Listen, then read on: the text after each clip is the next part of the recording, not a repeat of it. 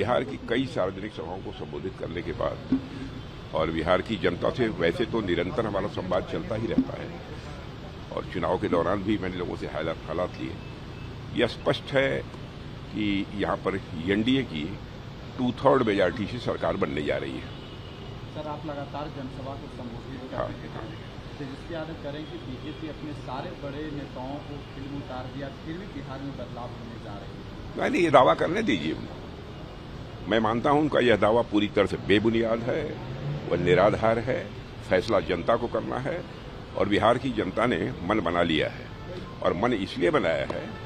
कि पिछले 20 वर्षों में जिस तरीके से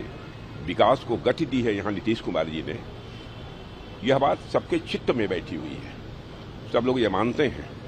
कि अराजकता और जंगल राज की स्थिति से किसी ने अब तक काफी हद तक उबारा है इस बिहार को, तो नीतीश कुमार ने उबारा है, एनडीए की सरकार ने उबारा है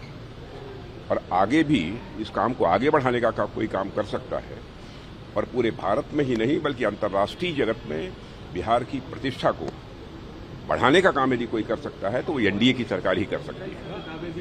महिलाओं को पैसे देने की बात कर रहे हैं कि 1 साल में 30,000 उनके अकाउंट में डाल दिए जाएंगे अगर हमारी सरकार। देखिए, इस प्रकार के प्रलोभन उन्होंने पहले भी लोगों को दिए हैं, वादे बहुत किए हैं,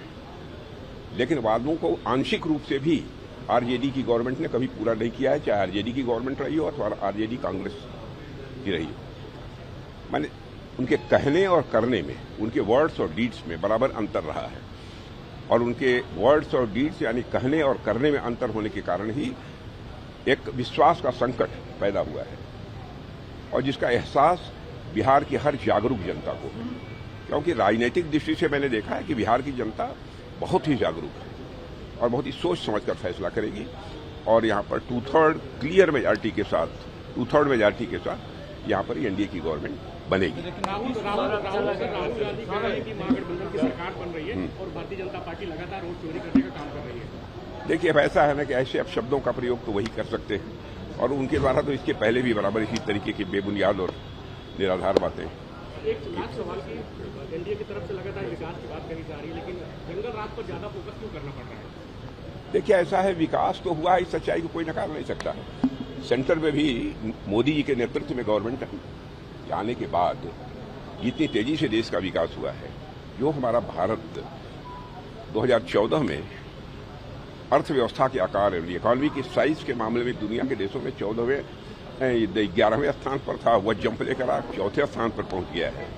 और बड़ी मानी जानी इंटरनेशनल फाइनेंशियल फर्म्स इस बात का दावा कर रही हैं कि मोदी जी के नेतृत्व में भारत जितनी तेजी के साथ आगे बढ़ रहा है, इसे जल्दी ही